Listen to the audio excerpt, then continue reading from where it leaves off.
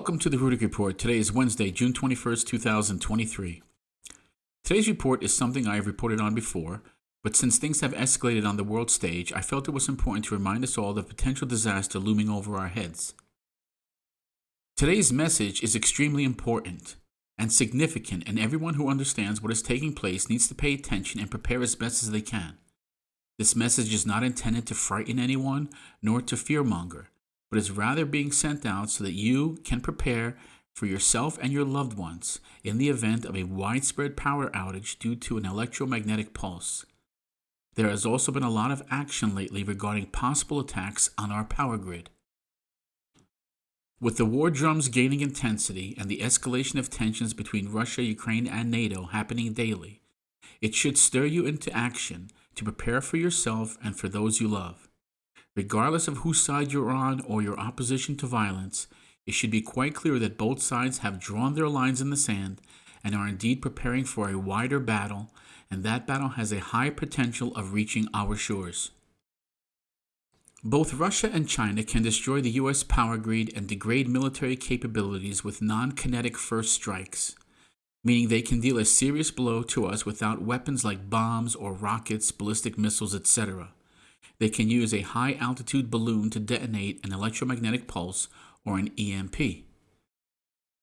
An electromagnetic pulse or EMP is the electromagnetic radiation from a nuclear explosion. It can be caused by non-nuclear weapons, though their effects are usually more geographically limited, and can even be caused by a coronal mass ejection or CME from the sun. The resulting electric and magnetic fields may combine with electrical or electronic systems to produce damaging current and voltage surges. It can also cause power spikes ranging from several hundred volts per meter up to more than 1 million volts per meter. Furthermore, it can cause total component failure or degradation.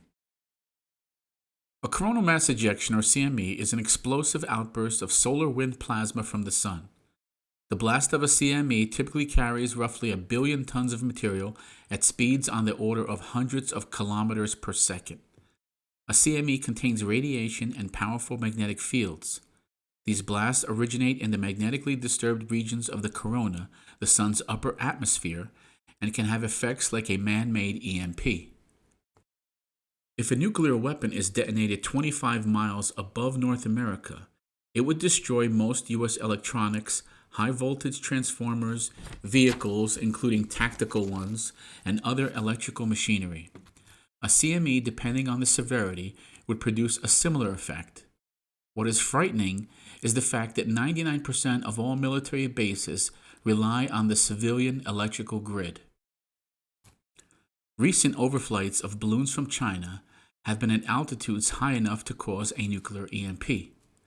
The late Dr. Peter Vincent Pry was the executive director of the Task Force on the National and Homeland Security. He noted that U.S. plans to harden the electrical infrastructure against a high-altitude electromagnetic pulse, non-nuclear electromagnetic pulse weapon, or CME, are virtually non-existent. In 2008, the report of the Commission to Assess the Threat to the United States from Electromagnetic Pulse Attacks, the EMP Commission, reported on the effects of an EMP. The report concluded that 1 year after a large-scale EMP or CME, 9 of every 10 Americans would be dead from a variety of causes stemming from the attack. Sadly, present-day hardening efforts remain non-existent. In 2001, August, Pry's task force released Blackout Warfare, attacking the U.S. electrical power grid, a revolutionary in military affairs, and yet still no action to harden the grid has taken place. Chinese and Russian military doctrines outline the use of high-altitude EMP weapons. Both countries possess the capability to produce these type of attacks, but also they can produce non-nuclear EMP attacks in conjunction with cyber attacks. As Blackout Warfare notes, Washington does not understand the threat from an EMP or CME, focusing almost entirely on cybersecurity, largely ignoring the other major threats against electrical grids, sabotaged by an EMP. The Congressional EMP Commission states, combined arms warfare, cyber warfare, as described in the military doctrines of Russia, China, North Korea, and Iran, may use combinations of cyber, sabotage, and ultimately nuclear EMP attack to impair the United States quickly and decisively by blacking out large portions of its electrical grid and other critical infrastructures. Although an executive order coordinating national resilience to electromagnetic pulses exists and it's intended to make national EMP preparedness a priority, very little progress has been made. So what would a long-term blackout look like? If the grid were to be attacked tomorrow, how would leadership communicate with each other or with armed forces? How would a mechanic fix a vehicle without step-by-step instructions on a computer or computer-aided diagnostic tool? A coordinated physical attack on multiple targets and facilities from a state or non-state actor must be considered an imminent threat.